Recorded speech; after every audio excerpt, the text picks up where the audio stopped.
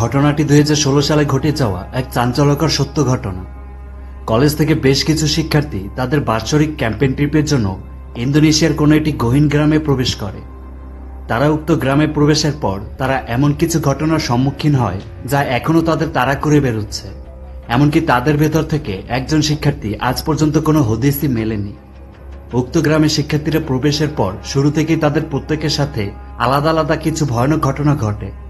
তো পরে এই ঘটনা জানাজানি হলে শিক্ষার্থীদের প্রত্যেকেরই সাক্ষাৎকার নেওয়া হয়। কিন্তু অবাক করা বিষয় হলো, তাদের সাক্ষাৎকার নেওয়ার সময়ও বেশ কিছু অস্বাভাবিক ঘটনা ঘটতে দেখা যায়। আর তাদের সব কথাবার্তায় উক্ত গ্রামের ভয়ানক কার্যকলাপ মিলিয়ে পরবর্তীতে একটি বই ছাপানো হয়। তো এরপর উক্ত বই থেকে 2024 সালে কাঙ্ক্ষিত মুভিটি মুক্তি লাভ করে। এইবার চলুন ঘটনার গভীরে প্রবেশ করা যাক, জানা যাক কি এমন ছিল কাঙ্ক্ষিত সেই গ্রামের ভয়ানক সত্য ঘটনা। অতীতে উক্ত গ্রামে কারা বসবাস করত, আর তাদের সাথে বা কি হয়েছিল যার জন্য এই শিক্ষার্থীরা ভয়ানক মৃত্যুর মুখে পড়েছিল। আর শিক্ষার্থীদের সাথে বা এমন কি ঘটেছিল যার জন্য আজ পর্যন্ত তাদের স্বাভাবিক জীবনযাপনেও প্রভাব পড়েছে। এই গ্রামে কি এমন আছে, চলুন দেখা যাক। আসসালামু আলাইকুম বন্ধুরা, আমি সোহাগনিক আছি মুভিজ ট্র্যাকারের সাথে।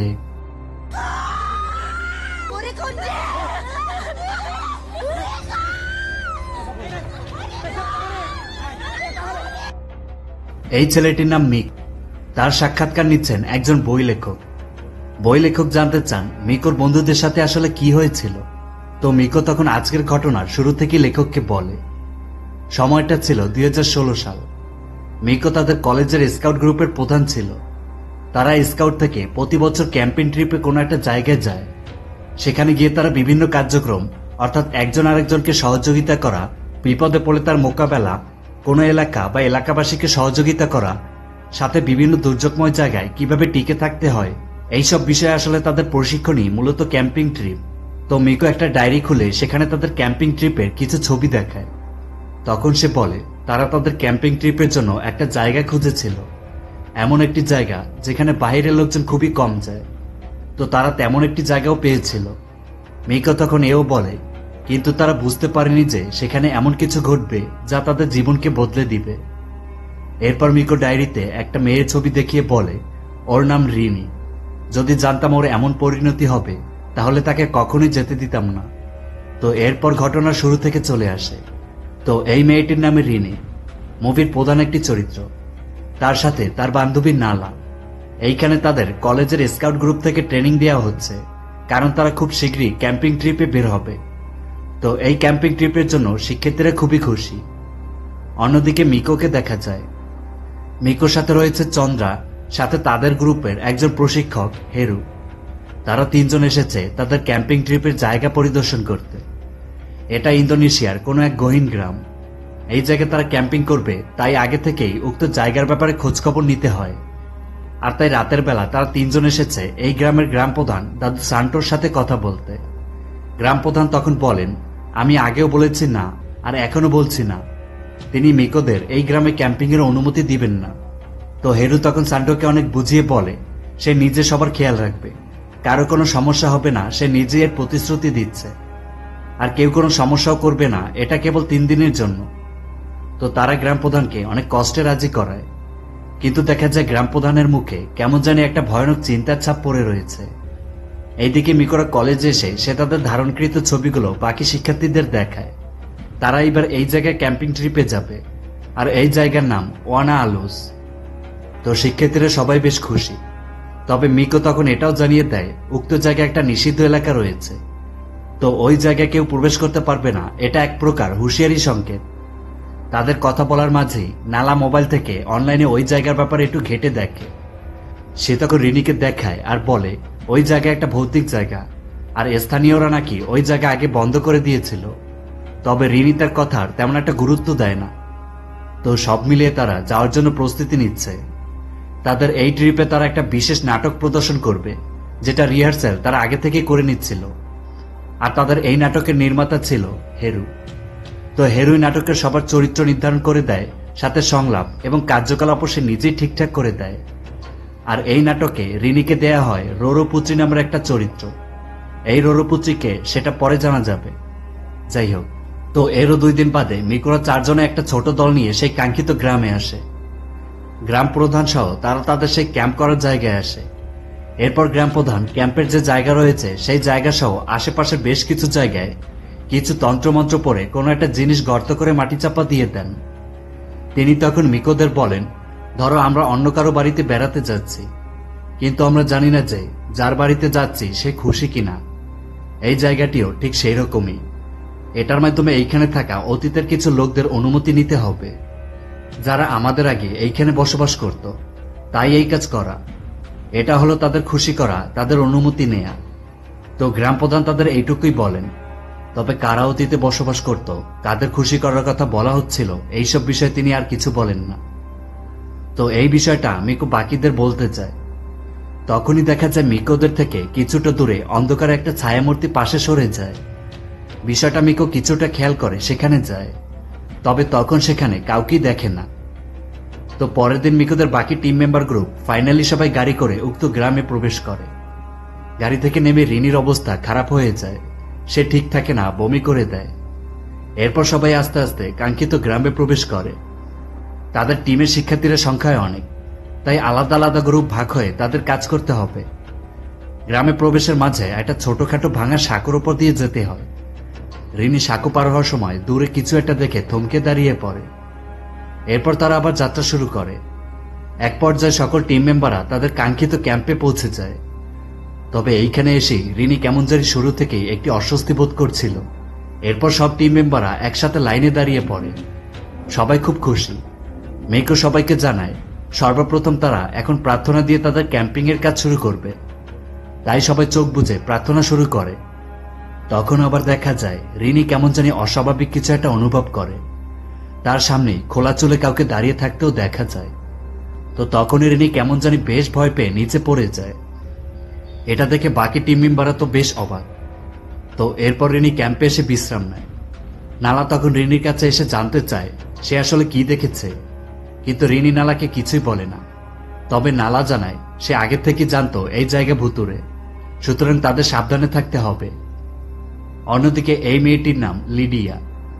সে তাদের ক্যাম্পের শেষ সীমানা চিহ্নিত করার জন্য গাছে কিছু পোস্টার লাগাচ্ছিল। তখনই লিডিয়া দেখে তার কিছুটা সামনে থেকে একটি মেয়ে অদ্ভুত পোশাক পরে জঙ্গলের ভিতর দিকে যাচ্ছে। লিডিয়া তখন ওই মেয়েটির পিছু করে। এরপর সে হাঁটতে হাঁটতে সেই নিষিদ্ধ এলাকার ভিতরে ঢুকে পড়ে। এইখানে আসার পর সে দেখে এইখানে কেউ তাঁবু করেছে, কিন্তু এইখানে তাঁবু করা তো নিষেধ, এটা তো নিষিদ্ধ এরিয়া। লিডিয়া তখন ব্যাপারটা ভালো করে দেখতে উক্ত তাঁবুর কাছে যায়। এরপর সে ভেতরে উকি দিয়ে দেখে, কিন্তু তাঁবুর ভেতরে কাউকেই দেখা যায় না। তবে লিডিয়া আবার বাইরে বের হলে দেখা যায় আরেক অবাক করা কাণ্ড। দেখা যায় বাহিরের চারপাশে অন্ধকারে ঢেকে গেছে, চারিপাশে কুয়াশা, একদমই অন্ধকার হয়ে গেছে। কিন্তু এইমাত্রই চারপাশের পরিবেশ ঠিকঠাকই ছিল। তাহলে এই কয়েক সেকেন্ডের ব্যবধানে কি করে অন্ধকার নেমে আসতে পারে? এটা তো মোটেও স্বাভাবিক কোনো ব্যাপার নয়। তো এটা দেখে লিডিয়া বেশ ভয় পেয়ে যায়। লিডিয়া তখন ওকিটকিতে মিকোদের ডাকে, কিন্তু তখন দেখা যায় ওকিটকি থেকে নতুন কোনো ডিভাইস কানেক্ট হয়েছে, সেটা থেকে কোনো এক মেয়ের কণ্ঠ ভেসে আসে। লিডিয়া তো বেশ ভয় পেয়ে আছে। ওই কণ্ঠটি তখন লিডিয়াকে বলে, তুমি কাকে খুঁজছ? তো লিডিয়া আবার মিকোদের ডাকে আর বলে, আমাদের চ্যানেলে নতুন কেউ প্রবেশ করেছে। ওই মেয়ে কণ্ঠটি তখন আবার বলে, আমি সেই নয় যে নতুন প্রবেশ করেছি, বরং তোমরাই নতুন যারা অনুপ্রবেশ করেছ। এরপর ওকিটকি থেকে সজোরে মেয়ে কণ্ঠে বলে, বাড়ি ফিরে যাও। এটা শুনে লিডিয়া বেশ ভয় পেয়ে মাটিতে পড়ে যায়। ওকিটকি থেকে সজোরে কান্না ভেসে আসে। লিডিয়া মাটিতে চোখ বুজে বসে পড়ে। সে বেশ ভয় পেয়ে আছে। আর একটু পরে লিডিয়া তাকালে দেখা যায় চারপাশের পরিবেশ তখন আবার আগের মতোই ঠিক হয়ে গেছে, আর তখন সেখানে কোনো তাঁবুও ছিল না। অন্যদিকে ক্যাম্পে রিনি কাজ করছিল। তখন সে তার তাঁবুর দিকে তাকালে দেখে তার তাঁবুর ভেতর অন্য একটি মেয়ে বসে আছে, তবে সে গুনগুন করে গান গাইছিল। রিনি আস্তে আস্তে তার তাঁবুর দিকে এগোয়। তাঁবু খুলতেই যাবে তখনই সেখানে নালা এসে তাকে ডাকে। রিনি তখন তাঁবুর ভেতরে তাকালে সেখানে তখন কাউকে দেখা যায় না। এইদিকে লিডিয়া বেশ ভয় পেয়ে জঙ্গল থেকে বের হয়ে মিকোকে ডাকে। লিডিয়া মিকোকে বলে সে নিষিদ্ধ এলাকায় কিছু অদ্ভুত ভয়ানক ঘটনার সম্মুখীন হয়েছে। এরপর সে বলে তাদের এইখানে থাকতে নিষেধ করা হয়েছে, বাড়ি চলে যেতে বলেছে। তবে লিডিয়া খুবই ভয় পেয়ে আছে। তো মিকো তখন বলে এই ব্যাপারে সে যেন কাউকে কিছু না বলে। এরপর মিকো একা সেই নিষিদ্ধ এলাকার দিকে যায়। সে গিয়ে সবকিছু ঠিকঠাকই দেখে। এরপর মিকো ওইখানে চারপাশে কিছু হলুদ চাল ছিটিয়ে দেয়। তখনই আবার দেখা যায় মিকোর পায়ের কাছে একটা কালো সাপ চলে আসে। এটা দেখে মিকো ভয়ে মাটিতে বসে পড়ে। তো মিকো তখন কিছু না ভেবেই একটা ছুরি বের করে ওই কালো সাপটিকে সাথে সাথে মেরে ফেলে। কিন্তু পরক্ষণই আবার সে দেখে সাপটি সেখানে আর নেই, সেটা উধাও হয়ে গেছে। এটা দেখে মিকো বেশ ভয় পেয়ে যায়। এইদিকে ক্যাম্পে শিক্ষার্থীদের ভেতর কিছু প্রতিযোগিতা চলছে। শিক্ষার্থীরা বিভিন্ন দলে ভাগ হয়ে এই প্রতিযোগিতায় অংশগ্রহণ করে। কার দল তাঁবু তৈরিতে এগিয়ে যাবে এটা নিয়ে প্রতিযোগিতা। তো দেখা যায় এই প্রতিযোগিতায় রিনির দল রিনির জন্য হেরে যায়। এরপর অন্য প্রতিযোগিতা শুরু হয়, দড়ি টানা প্রতিযোগিতা। তবে এইখানেও রিনির দল হেরে যায়। তবে রিনি অনেক দুর্বল, তাই তার দল পরপর হেরেই যাচ্ছে। এতে করে তাদের দলের সবারই মন খারাপ। যাই হোক, রিনি ওয়াশরুমে আসে। ফ্রেশ হয়ে বের হতে গেলে পেছন থেকে সে কিছু একটা শব্দ শুনতে পায়।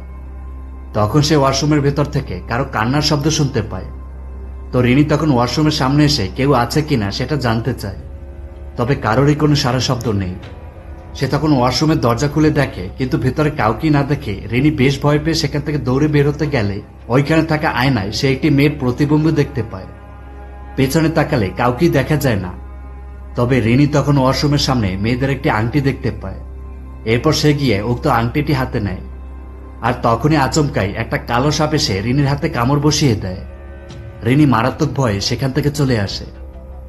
এইদিকে ক্যাম্পে দৌড় প্রতিযোগিতা চলছে। তো রিনির দলও সেটায় অংশগ্রহণ করে। তখনই রিনি দৌড়ে অন্য সকল শিক্ষার্থীকে পেছনে ফেলে উইনার লাইন পার করে ফেলে, যার জন্য এই প্রতিযোগিতায় তারা জিতে যায়। তবে বাকিরা এটা দেখে তো বেশ অবাক। চন্দ্রা দায়িত্বে ছিল ছবি তোলার। তো রিনি ছবি তোলার পর চন্দ্রা সেটা চেক করলে রিনি ঠিক পেছনে একটা ভয়ানক নারী মূর্তিকে আবছাভাবে দেখা যায়। চন্দ্রা এটা দেখে তো বেশ ভয় পেয়ে যায়। ওই দিনই ক্যাম্পে হেরু আসে। মিকো হেরুকে এইসব কথা খুলে বলে। তো হেরু আর মিকো সেই নিষিদ্ধ এরিয়াতে আসে। এরপর হেরু মিকোকে ক্যাম্পে পাঠিয়ে দেয় সে ওই জায়গাটা পরিদর্শন করে। দেখা যায় মিকো চলে যাওয়ার পরে হেরু তার ব্যাগ থেকে পুরনো কিছু মন্ত্র লেখা কাগজ বের করে। এরপর সে উক্ত কাগজে লেখা মন্ত্রগুলো পড়তে শুরু করে। আর তখনই হেরু কেমন জানি অসুস্থ হয়ে বমি শুরু করে দেয়। দেখা যায় হেরুর বমির সাথে সেই হলুদ চাল বেরিয়ে আসে। তো ওই দিন বিকেলেরই ঘটনা। সকল শিক্ষার্থীরা আজ কিছু দিক নির্দেশনা সম্পর্কে শিখবে, তাই তারা একটা ব্রিজের নিচে সবাই জড়ো হয়েছে। ব্রিজের উপরে 3 জন শিক্ষার্থী রয়েছে। এর মাঝে এই ছেলেটির নাম মাদা। সে সবাইকে দিক নির্দেশনা দিবে। তো বাঁশি বাজিয়ে কার্যক্রম শুরু করা হয়। তখনই দেখা যায় মাদার কি যেন হয়, সে অস্বাভাবিক হয়ে যায়। এরপর সে নিচে থাকা সকল শিক্ষার্থীকে একের পর এক দিক নির্দেশনা দিয়ে যাচ্ছে, কিন্তু মাদার দেয়া দিক নির্দেশনার সাথে তাদের দিক নির্দেশনার কোনো মিল খুঁজে পাচ্ছে না। তারা সবাই মাদার দিকে তাকিয়ে আছে। মাদা অস্বাভাবিকভাবে দিক নির্দেশনা দিয়ে চলেছে। একটু পরে মাদা ভয়ানকভাবে সবাইকে বলে সে আবার আসবে প্রতিশোধ নিতে, রক্ত দিয়ে এই জমি প্লাবিত হবে। এটা বলে মাদা ব্রিজের উপরে উঠে পড়ে। শিক্ষার্থীরা তো সবাই ডাকাডাকি শুরু করে দেয়। তো এরপর মাদা অচেতন হয়ে উক্ত ব্রিজ থেকে নিচে ঝাঁপ দেয়। এই ঘটনা শিক্ষার্থীরা সবাই বেশ মারাত্মক ভয় পেয়ে যায়। মাদার অবস্থা বেশ খারাপ। চন্দ্রা মাদাকে ধরতে গেলে দেখা যায় মাদা নিজেই মাথা উঠিয়ে নিচ থেকে আবার পাথরের সাথে একের পর এক আঘাত করতে শুরু করে। শিক্ষার্থীরা সবাই ডাকাডাকি কান্নাকাটি শুরু করে দেয়, এক হইহল্লোর অবস্থা। তো এরপর মাদাকে ক্যাম্পে নিয়ে আসা হয়। তার অবস্থা বেশ খারাপ। রিনিরা সবাই মাদাকে ধরে আছে। তখনই আবার রিনির কি যেন হয়। সে মাদার দিকে তাকালে দেখা যায় সেখানে মাদা নয়, বরং অন্য একটি মেয়ে রিনির দিকে তাকিয়ে আছে। এটা দেখে রিনি বেশ ভয় পেয়ে যায়। এরপর সে দৌড়ে সেখান থেকে তাঁবুতে চলে আসে। রিনি বেশ ভয় পেয়ে আছে। তখনই রিনি শুনতে পায় তার তাঁবুর ঠিক পেছনে একটি মেয়ে কণ্ঠে কেউ গান করছে। এরপর সে দেখে একটা মেয়েলি ছায়া অদ্ভুত ভঙ্গি করে তাঁবুর পেছন থেকে সরে যায়। রিনি মারাত্মক ভয় পেয়ে তার বেডের ভিতর লুকিয়ে পড়ে। তো রিনি এইভাবে লুকিয়ে আছে। একটু পরে দেখা যায় রিনির বেডের ভিতর থেকেই তার পেছনে সেই নারী মূর্তিটি মুখ বের করে রিনির দিকে তাকিয়ে আছে। রিনি ভয় ভয়ে পেছনে তাকালি ওই নারী মূর্তিটি রিনিকে জড়িয়ে ধরে। অন্যদিকে সেই ছেলেটিকে দেখা যায়, তার অবস্থা এখনো বেশ খারাপ। সকল শিক্ষার্থীরা ওইখানে বসে আছে। তখন সেখানে একটি মেয়েকে দেখা যায়। সবাই কান্না করছে। একটা অজানা আতঙ্কে সবারই অবস্থা বেশ খারাপ। তো হঠাৎ করে ওই মেয়েটি কেমন জানি অদ্ভুতভাবে হেসে ওঠে। এরপর সে অদ্ভুত অঙ্গভঙ্গি করে নিচে পড়ে যায়। তখন সেখানে রিনিকে দেখা যায়। সে দাঁড়িয়ে সবাইকে জিজ্ঞেস করে, তোমরা কান্না কেন করছো? দেখা যায় আগের মেয়েটি তখন রিনির দিকে তাকিয়ে হাত জোর করে বলে, আমাদের সবাইকে ক্ষমা করে দাও। আর তখনই সেখানে গ্রাম প্রধান কিছু ধূপ নিয়ে প্রবেশ করে। দেখা যায় রিনি, ওই মেয়েটি আর রক্তাক্ত সেই ছেলেটি অর্থাৎ মাদা তখন সাথে সাথে নিচে পড়ে যায়। এরপর সবাই তাদের ধরাধরি করে ক্যাম্পের তাঁবুর ভিতরে নিয়ে আসে। গ্রাম প্রধান তাদের কিছু চিকিৎসা করেন, কিন্তু তাদের তিনজনের অবস্থায় বেশ খারাপ। গ্রাম প্রধান তখন হেরুকে বলেন, ওদের সবাইকে যত দ্রুত সম্ভব এই জায়গা থেকে সরিয়ে নিতে হবে। তো ওই দিন রাতেরই ঘটনা। সবাই চলে যাওয়ার পরে হেরু মেডিকেল ক্যাম্পে মাদার কাছে আসে। এরপর হেরু মাদার বুকের উপর কিছু হলুদ চাল রেখে তার ভেতর একটা ত্রিভুজ আঁকলে সাথে সাথে মাদার জ্ঞান ফিরে আসে। এরপর মাদা অদ্ভুতভাবে উঠে বসে। হেরু তখন ছেলেটির সামনে হাত জোর করে বসে পড়ে আর বলে, স্বাগতম আমার প্রভু, তোমাকে ডেকে আনার জন্য আমাকে ক্ষমা করো। দেখা যায় ওই ছেলেটি তখন অস্বাভাবিকভাবে বলে, তুমি কি চাও? হেরু জানায় সে মাকাতোরম রত্নপাথর চায়। তো ওই ছেলেটি তখন বলে, মাকাতোরমে ইতোমধ্যে দখলে রয়েছে, আর সেটা তোমাদের ভেতরেই কারো কাছে আছে। তো হেরু তখন সাথে সাথে ওই ছেলেটির কপালে হাত দিতেই ছেলেটি অজ্ঞান হয়ে যায়। আচ্ছা, এইখানে এই মাকুতোরম রত্নপাথর বলতে বোঝানো হয়েছে সেই লাল পাথরযুক্ত আংটিটি, অর্থাৎ রিনি ওয়াশরুমের সামনে যে আংটিটি পেয়েছিল সেটা। এইদিকে সবাই রাতের খাবারের জন্য এক জায়গায় বসেছে। লিডিয়া তখন রিনির কাছে এসে বলে, তুমি খাচ্ছ না কেন? এরপর লিডিয়া একটু রাগান্বিত হয়ে বলে, তুমি নিজেকে কি মনে করো? এটা বলে লিডিয়া চলেই যাচ্ছিল, তবে তখনই লিডিয়ার কি যেন হয়, সে অস্বাভাবিকভাবে বমি করতে শুরু করে। অবাক করা বিষয় হলো তার মুখ থেকে কিছু পোকামাকড় বের হয়ে আসতে দেখা যায়। তখন লিডিয়া উঠে অদ্ভুতভাবে নাচ শুরু করে আর গানে গানে বলে, তুমি কোনো ভুল করনি, তবু তুমি বিনা কারণে মারা গেলে। তুমি সুখে বাঁচতে চেয়েছিলে, কিন্তু শেষ পর্যন্ত যন্ত্রণায় ডুবেছিলে। দেখা যায় বাকি সব শিক্ষার্থীরা লিডিয়ার এমন অবস্থা দেখে তারা বেশ ভয় পেয়ে যায়। লিডিয়া যে এইসব নিজ থেকে করছিল না সেটা তাকে দেখেই বোঝা যাচ্ছিল। এটা লিডিয়া নয়, তাকে দিয়ে কেউ করাচ্ছে। লিডিয়া রিনির সামনে এসে হাত জোর করে আর বলে, তোমার জীবন অনেক কষ্টের ছিল, আমাকে ক্ষমা করে দাও। দেখা যায় রিনি তখন কেমন জানি অদ্ভুতভাবে চোখ উল্টে ফেলে, আর তখনই লিডিয়ার মাথা বারবার মাটিতে আঘাত করতে শুরু করে। হেরু এসে লিডিয়াকে ধরলে লিডিয়া আবার স্বাভাবিক অবস্থায় ফিরে আসে। এরপর তাকে মেডিকেল ক্যাম্পে নিয়ে যাওয়া হয়। তো হেরু তখন সবার উদ্দেশ্যে বলে, আজ মধ্যরাতে সবাইকে সাহসের পরীক্ষার জন্য জাগিয়ে তোলা হবে, এখন সবাই গিয়ে ঘুমিয়ে পড়ো। তো ওই রাতেরই ঘটনা। মধ্যরাতে নালার ঘুম ভেঙে গেলে সে উঠে দেখে রিনি ঘুমোয়নি, সে বসে আছে। তখন সে রিনিকে বলে সে তার সাথে ওয়াশরুমে যেতে পারবে কিনা। তো এরপর নালাকে দেখা যায় সে ওয়াশরুমে বসে আছে। তখনই ওয়াশরুমের ভেন্টিলেটর থেকে একটা বড়সড় কালো সাপ ভিতরে প্রবেশ করে। সাপটি নালা ঠিক পেছনে চলে আসে। তো নালা সাপটিকে দেখে মারাত্মক ভয়ে ওয়াশরুম থেকে বের হয়ে যায়। এরপর সাপটি নালার একদমই সামনে চলে আসে। দেখা যায় এটা অনেক বড়সড় দৈত্যাকারের সাপ। নালা মারাত্মক ভয়ে কেঁদে দিয়েছে। তখন রিনি তার হাতের ইশারা দিলে সাপটি নালাকে আর কিছুই করে না, সে আস্তে আস্তে সেখান থেকে চলে যায়। তো এরপর নালা আর রিনি ফিরে আসছিল। তখন রিনি নালাকে অদ্ভুতভাবে একটা পুরাতন ভাষায় বলে, এটা এমন একটা জায়গা যেখানে মানুষের থাকা উচিত নয়। তো এটা শুনে নালা তো একদমই অবাক, রিনির তো এই ভাষা জানার কথা নয়। রিনি তখন নালাকে এও জানায়, তোমাদের মধ্যে কারো খারাপ উদ্দেশ্য আছে। এটা বলে সে চলে যায়। এইদিকে মিকো আর হেরু সহ কয়েকজন কথা বল। মিকো বলে তাদের যত দ্রুত সম্ভব এই জায়গা থেকে চলে যেতে হবে, কিন্তু হেরু জানায় তাদের কাজ শেষ করা না অবধি তারা কোথাও যেতে পারবে না, তাহলে সবকিছু বৃথা। তার মানে হেরু এই জায়গায় কোনো অসৎ উদ্দেশ্যে এসেছে, তাই সে যেতে চাইছে না। ওই রাতে আবার মিকো হেরুর কথা মতো জঙ্গলের চারপাশে হলুদ চাল ছিটেছিল। তখন মিকো খেয়াল করে রিনি খুব ভয়ার্ত অবস্থায় জঙ্গলের ভিতরের দিকে যাচ্ছে। মিকো তখন রিনির পিছু করে সেও উক্ত জঙ্গলের ভিতর ঢুকে পড়ে, কিন্তু কিছুটা দূর গিয়ে সে আর রিনিকে দেখতে পায় না। এরপর সে তাঁবুতে ফিরে এসে দেখে রিনি তার তাঁবুর ভিতরেই ঘুমোচ্ছে। এটা তো বেশ অবাক করা বিষয়। যাই হোক, এরও খানিকক্ষণ পরে সবাইকে জাগিয়ে তোলা হয়। এখন তারা জঙ্গলের ভিতরে প্রবেশ করবে, তাই সকল শিক্ষার্থীকে কয়েকটা দলে ভাগ করা হয়। এখন এই দলগুলো জঙ্গলের বিভিন্ন দিকে চলে যাবে। তো রিনির দলের দায়িত্বে ছিল চন্দ্রা। মিকো চন্দ্রাকে বলে সে যেন রিনির খেয়াল রাখে। তো এরপর সকল দলগুলো গভীর রাতে জঙ্গলে সাহসিকতার পরীক্ষা দিতে বের হয়ে পড়ে। দেখা যায় চন্দ্রা তার দল নিয়ে জঙ্গল পথে এগোচ্ছে। দলের সকলের চোখ বাঁধা অবস্থায় ছিল, সাথে একটা রশি ধরে সবাই এগোয়। আর তাদের টিম লিড করছে চন্দ্রা। সে পথ দেখিয়ে এগিয়ে নিয়ে যাচ্ছে। তো কিছুটা দূর যাওয়ার পরেই চন্দ্রা হঠাৎ থেমে যায়। জঙ্গলের ভেতর থেকে কিছু একটা শব্দ শুনে সে দাঁড়িয়ে পড়ে। এরপর দলের সদস্যদের এইখানেই থাকতে বলে চন্দ্রা একটু সামনে এগিয়ে যায়। জঙ্গলের ভেতরে টর্চের আলো ফেলতে সে দেখে কেউ একজন দাঁড়িয়ে আছে, যার চোখগুলো জ্বলছিল।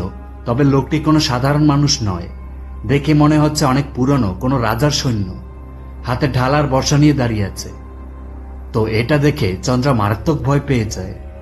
এরপর সে দ্রুত তার দলের কাছে এসে এগোতে চায়।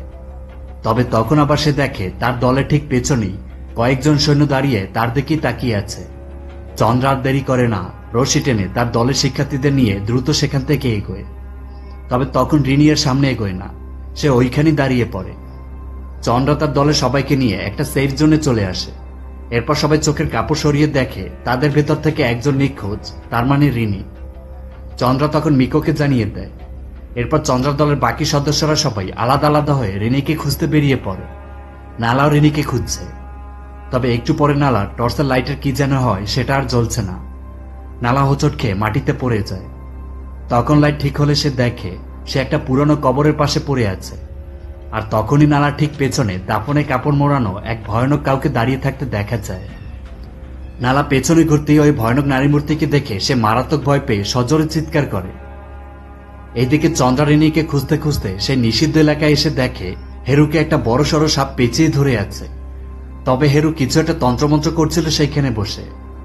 অন্যদিকে নালা আর ঠিক নেই, কয়েকজন নালাকে ধরে রাখতে পারছিল না।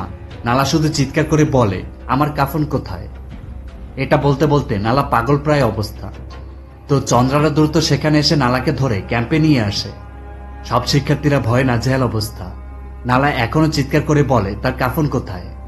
তো তখন আবার একজন শিক্ষার্থী দ্রুত একটা চাদর নিয়ে এসে নালাকে সেটা লাশের মতো করে পেঁচিয়ে ফেলে। আর এতে করে নালা একদমই শান্ত হয়ে যায়। গল্প এগোচ্ছে, কিন্তু পরিস্থিতি শান্ত হয় না। নালা শান্ত হলেও তখনই আবার ওইখানে থাকা শিক্ষার্থীরা পরপর এক এক করে প্রত্যেকেরই কি যেন হয়। তারা আচমকাই একজন একজন করে চিৎকার শুরু করে দেয়। একজনকে সামলাতে গেলে আরেকজন ভয়ানক রূপ ধারণ করে। এইভাবে প্রত্যেক শিক্ষার্থীরাই এক এক করে ভয়ানক রূপ ধারণ করছে। আর তখন সেখানে গ্রাম প্রধান চলে আসেন। তিনি আসার পরে পরিস্থিতি একটু শান্ত হয়। তো পরের দিন সকালে গ্রাম প্রধান ওই শিক্ষার্থীদের ঝাড়ফুঁক করছিলেন। সবার অবস্থায় বেশ মারাত্মক রূপ ধারণ করেছে। গ্রাম প্রধান নালার কাছে এসে চাদরটি খুলছিলেন, কিন্তু নালা তখন আবার চিৎকার শুরু করে দেয়। এমনই খারাপ অবস্থা যে তার নিজের মুখ নিজে আঁচড় কেটে রক্তাক্ত করে ফেলে। অন্যদিকে মিকোরা কয়েকজন জঙ্গলে রিনি আর হেরুকে খুঁজতে বের হয়। মিকো তখন দেখে দূরে তিনজন ভয়ানক সেই সৈন্য দাঁড়িয়ে তাদের দিকে তাকিয়ে আছে। মিকো এটা দেখে দৌড়ে বাকি সদস্যদের কাছে আসতেই একটি ছেলেকে হাওয়ায় ভাসিয়ে একটা গাছের গুড়ির উপরে ফেলে। এতে করে গাছের গুড়ি তার পায়ের ভেতরে ঢুকে যায়। তো মিকোরা তখন তাকে নিয়ে ক্যাম্পে ফিরে যায়। অন্যদিকে রিনিকে দেখা যায়। রিনি কোনো একটা ঘরের ভিতরে রয়েছে। সে কোনো একটা অচেনা মেয়ের পিছু করে একটা জায়গায় চলে আসে। ওই মেয়েটি তখন রিনিকে বলে, আমি সারা জীবন তোমার অপেক্ষায় ছিলাম। রিনি তখন বলে, তুমি কে?